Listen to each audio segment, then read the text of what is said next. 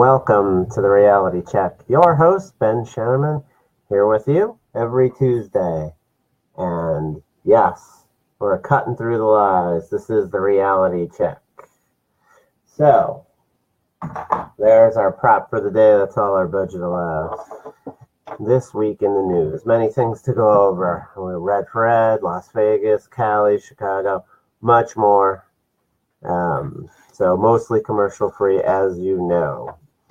Let's see, Red for Ed. As you know, there's in Arizona a bunch of schools that are closed. Some are open. The ones that are run better are open for business. The principals put their foot down and said, no strike, we're here for the kids. And, that's the most important part. It's pretty sad. You see some signs like in a neighborhood, school closed till further notice. And, it's just a lot of strain on families, a lot of strain on parents. They're getting punished. Red for Ed could have chose to strike on their own time. They had all summer. If it's really a concern they want things better, they could have done it all during the summer, been there every day, although the budget by that point will be passed, and they'll have gotten what they said they wanted. These are the same leaders. A lot of them are the people that pushed the hoax of Common Core, wasted in-class money, derailed kids' education, sent them backwards in their learning. And now they want to tell us what and how much money they need and what they want. They asked for a 20% raise. They asked for more money in the classrooms. It's all going to be on that budget. They'll get a full 20% raise, which no other department's got. They'll get more money in the classrooms. The funding levels will be a lot better than they have been. And remember, not only was it a recession, which was run by one of their friends, Barack Obama at the time, but also Janet Napolitano, who helped destroy this state, who had a surplus of money. Arizona was in such a great position before the recession hit, where other states had no money. We had plenty of extra money. And what happened to it? Where did it go? Where was the accountability? All gone. And we ended up pretty broke. And here it is, Janet Napolitano, the same fraud who was too busy sending flowers to the local news reporters at the Arizona Republic, now is running college system in California. Pretty absurd if you ask me. But back to the Red for Ed. So now they talked about how they didn't want to go on strike, how we don't want to go on strike, we don't want to, but we have to. Okay, they had to. No, actually they didn't. But they want to contact 4 Republicans to vote against the budget. Why do they want to vote against the budget that's giving them a 20% raise, that's funding not only their 20% raise, but other educational opportunities, staff, putting more money into the school? They want you to contact Kate Brophy McGee, Bob Worsley, Karen Fann, and Heather Carter, because they think these are flippy floppies that will vote against the budget. So why would they really want to vote against the budget? Very interesting. There's also some of the deviant activities, like when they voted for the strike, they said they had no date plan. They said, we just want you to vote for people's right in case we need to go on strike. And then it was learned that they had obviously got that date at the Capitol that they started the strike on. That was pre-booked a long time beforehand. So they knew what the date was. They already had it set.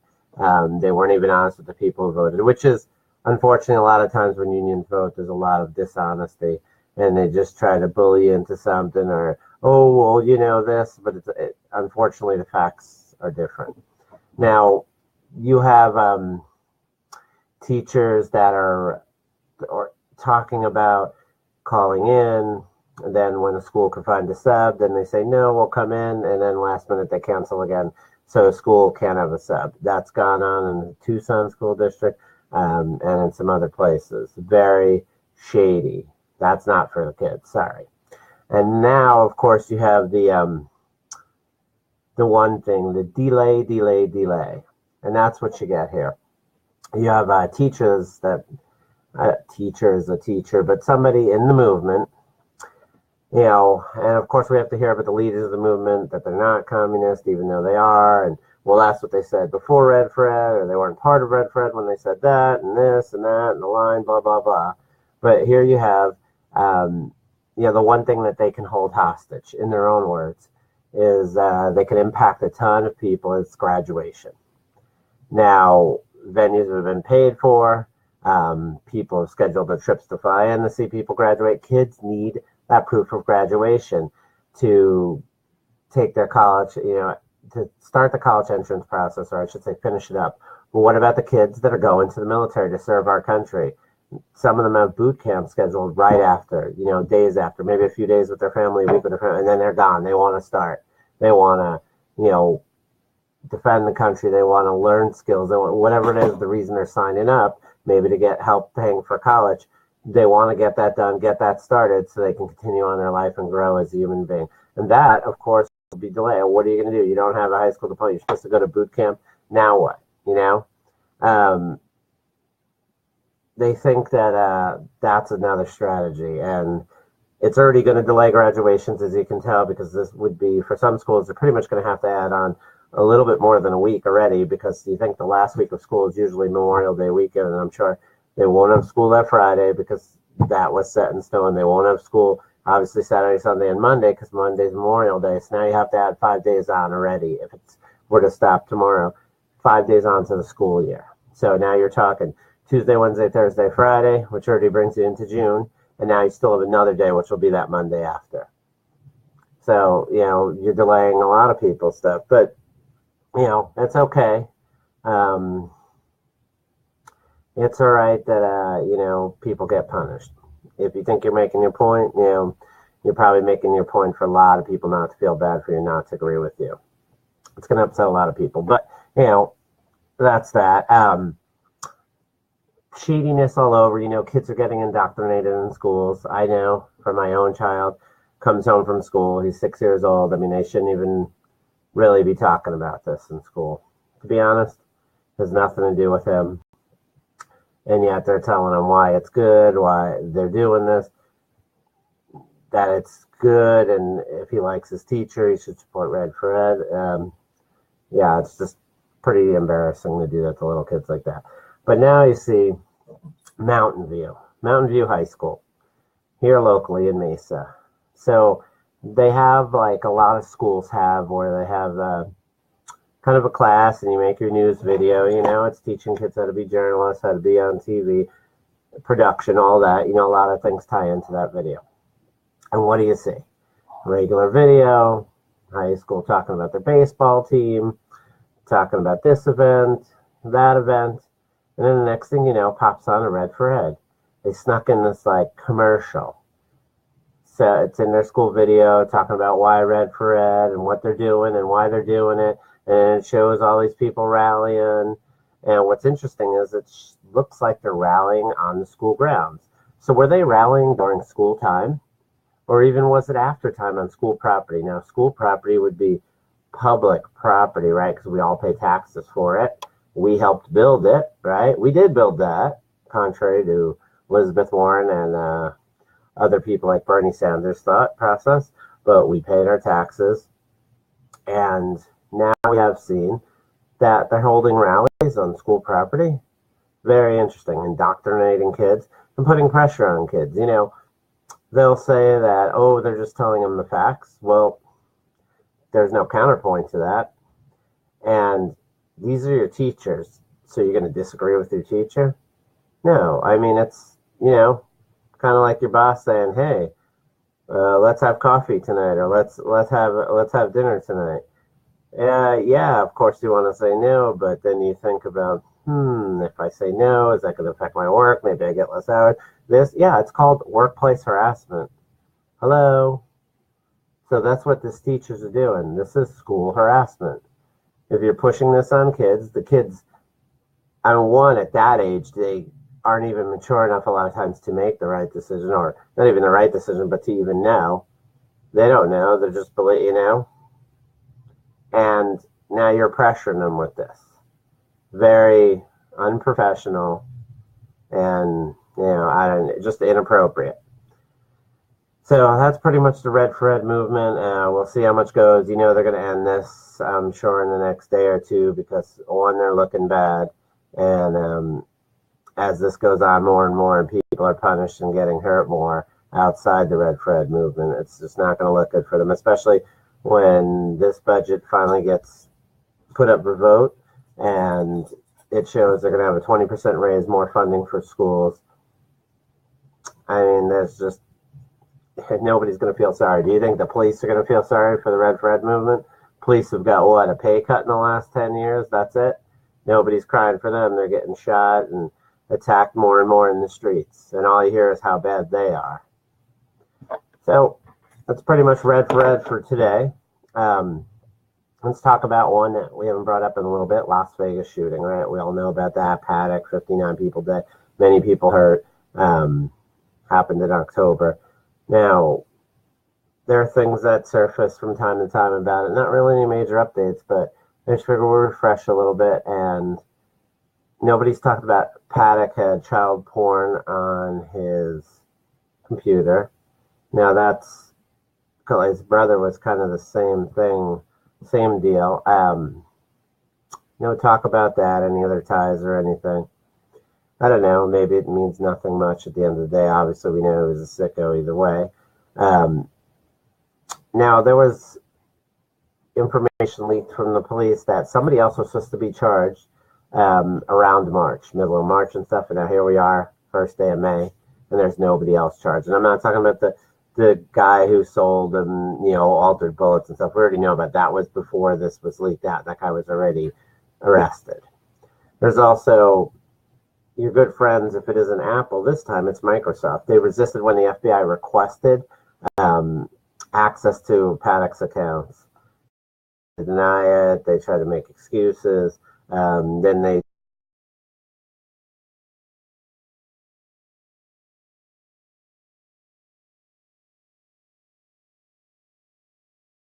there was no information to be had there.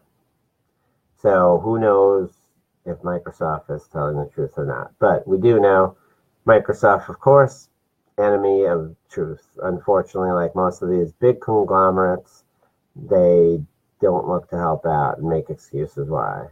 Sorry, but we shouldn't be protecting criminals' privacy. And this is not to get evidence to convict somebody. This is somebody who we already know did something. Or in cases of other times when we know this could save a life, we should be able to get this stuff. And that's not happening, of course, because companies think they're bigger than helping people and, the reality of this all. It's amazing in Las Vegas, still no clear motive, not much information. But, if the president takes a leak, we get leaks on that. But here we have no real info, no updates. I mean, on things of huge importance, you're seeing right away, you can see information, updates, and not anything on this. Very interesting indeed. I wonder why that is. No leaks. All of a sudden, the Las Vegas police are the tightest department there is. It's just like the Seth Rich case, right? No information on that, nothing. I mean, just that a guy committed suicide, he was robbed, right? That was the one for this one. So he was robbed, but they didn't take anything, and he was found dead. So very interesting indeed. Now we also have the case of John Wheeler, right? Here was a guy who had government connections, still worked as a consultant for the government. And what happened with him? Well, he was found dead in a dumpster. But the doctors say it was suicide. So he killed himself and threw himself in a dumpster? Was he that courteous of a gentleman? I don't think that was the case. And just like our local story, right? Another crime that we have no update on. Remember Brian West, who helped vandalize statues at the Bowlin Plaza? Brian West from Channel 12. Still nothing. Here we have a investigation of huge proportion, and we have no updates on it. Nothing. How does this happen? Pretty amazing, if you ask me. It seems like an open and dry case. We have video evidence. We can put the smack down on him, pressure him. And yet, no, we don't have anything there. So, that is what it is, right? Now, let's see, what else we have in the news today? We have California, of course. They want to pass, let's see, a law. Nothing exciting in California because they always want to pass a law, sadly. So their law that they want to pass this time is the state assembly wants to vote on a bill that actually, among other things, ban the sale of books that express Orthodox Christian beliefs about sexual morality. Books, that express the belief of sexual morality and whatnot. They want to change behaviors or gender expressions, or eliminate or reduce sexual or romantic attractions or feeling towards individuals of the same sex. So if you write a book about that, forget about it in California, right? You're done. It would be a radical idea in most civilized nations or states, but unfortunately in California, it's the norm. Regardless of a person's desires, their orientation, the standard right to conduct is crystal clear. Sex is reserved for marriage between a man and a woman. That won't be allowed anymore. When it comes to gender expression, there's no difference between sex and gender. So basically, the law would, directly tell you that you can't even argue these facts. You can't even have an opinion on these facts in a book. So sexuality shouldn't conform to biblical standards. And that's great if that's your belief, but somebody wants to write a book on something else, they should be able to, right? But not in California, of course. We got to pass laws. Sad but true. In a state that you're free to commit crimes in, you're free to commit crimes in California, sanctuary city policies, to make it clear, yet you're not free to think in the state of California. Oh, the mighty have fallen, right? Just like Detroit. Unfortunately, it's a sad state of affairs. Speaking of sad states of affairs, or towns of affairs, Chicago now. In the joke section of our show, right? And we have many jokes throughout the show, but Chicago, they're going to have an ID card that's supposed to help you get things because you'll have ID, obviously for people who can't get ID. No, not because you can't afford it, not because you don't have time to, but because you're an illegal. So they'll give you an ID, and this ID will let you register to vote. But obviously, if you're an illegal, you can't vote. So, interesting, they're issuing this ID, and you can't vote, but it'll allow you to register to vote. And when people are pressed on this, and they're saying that, why would we be giving out an ID that lets you register to vote, even though you can't vote? The response is, well, these people cannot vote, so they have to sign an affidavit saying, or they have to sign out that they can't vote.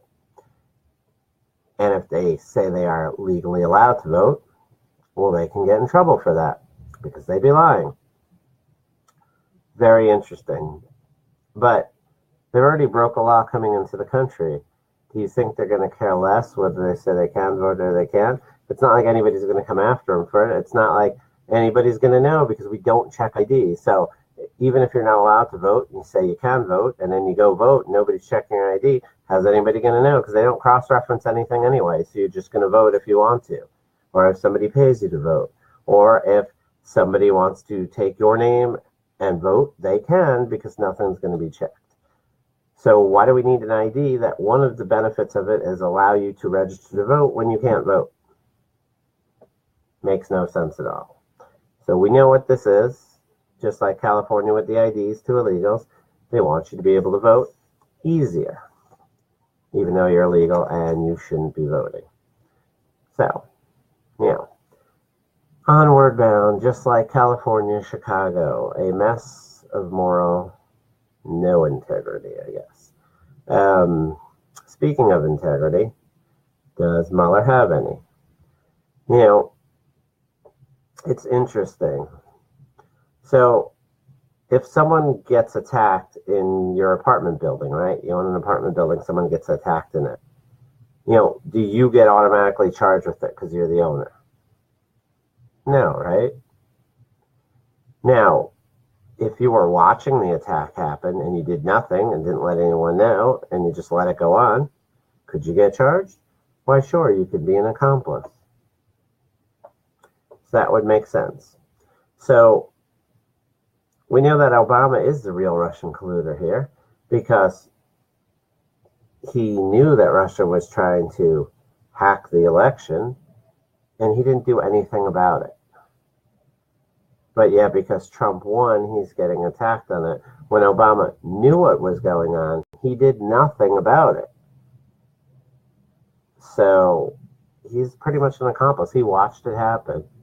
He's like the dude that watches a girl get attacked at a party, and what does he do? He does nothing. He does nothing. He's an accomplice. He's just part of it. He's part of the problem.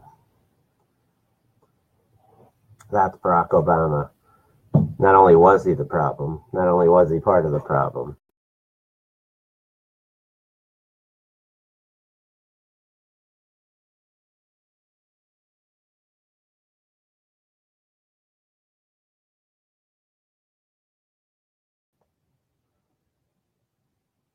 Peekaboo.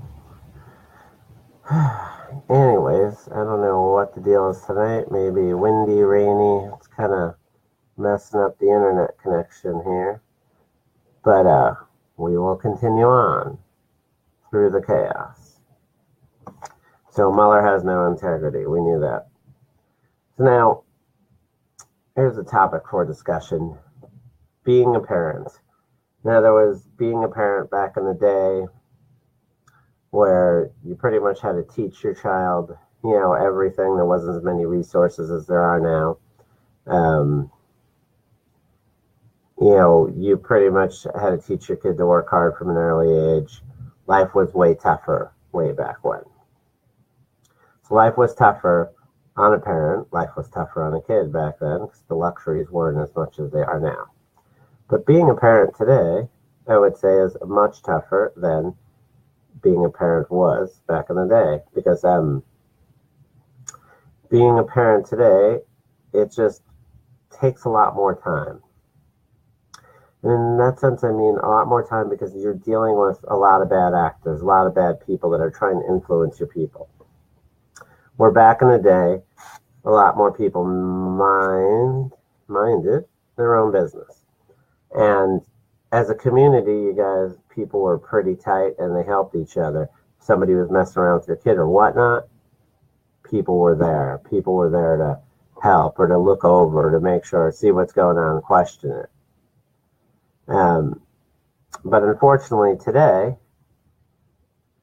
there's just a lot more bad influences around. Where before, back in the day, I mean, as a kid, as a 5-year-old, I walked to school by myself. I wouldn't allow my kid to walk to the corner right now at age 6 by themselves.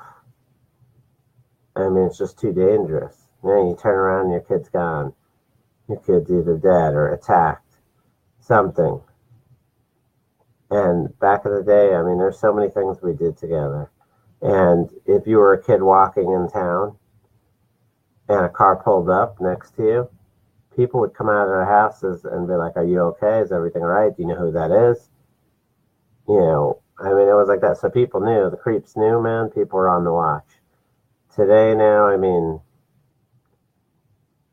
you could see bad stuff and nobody says a word. People just stand there or thumb up their butt or look around and they don't know what's going on. They have no say or whatnot. Now, I mean, that's just the biggest thing that makes parenting today a lot tougher.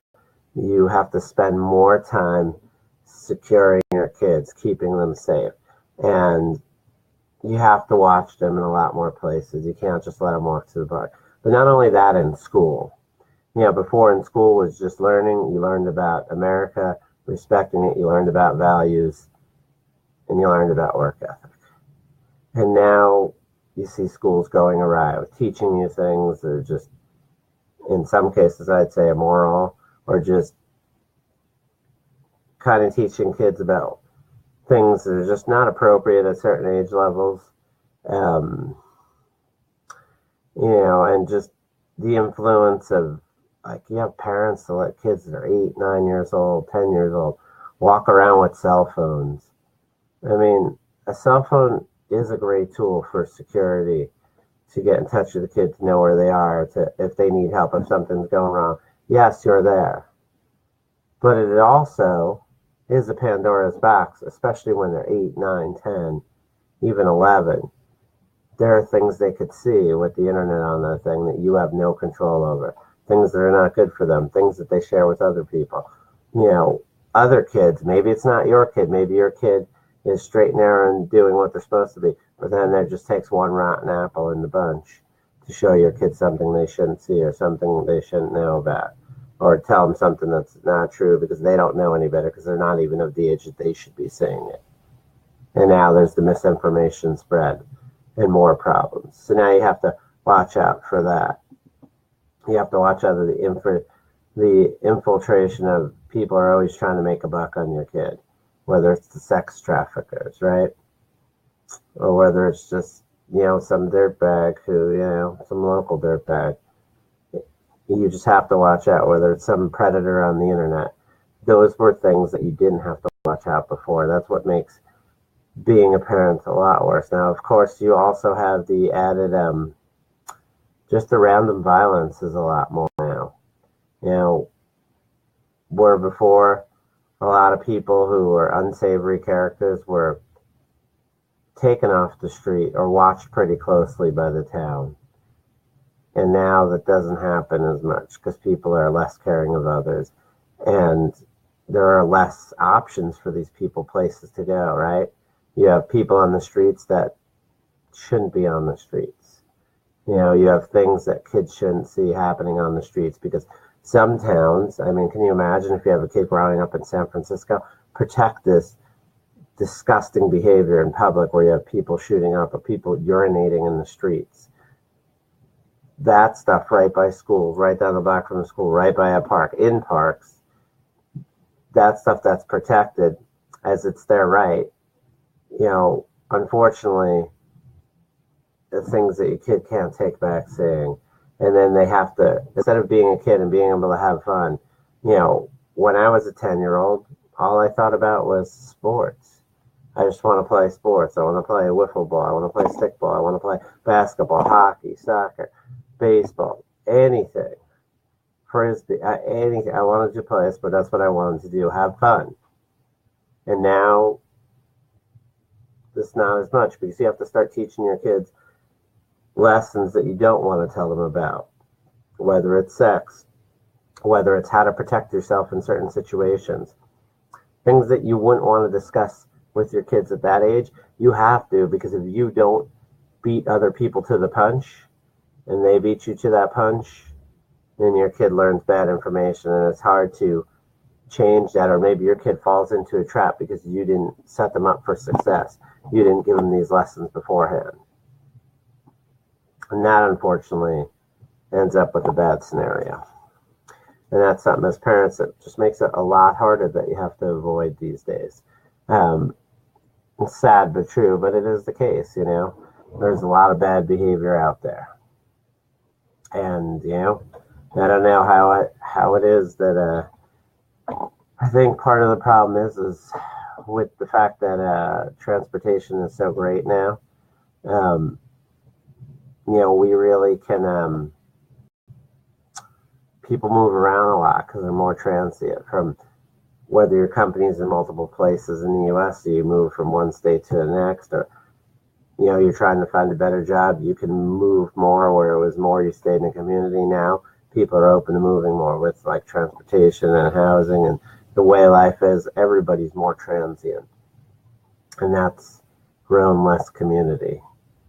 And then the more selfishness of people these days, less community, so less protection amongst yourself.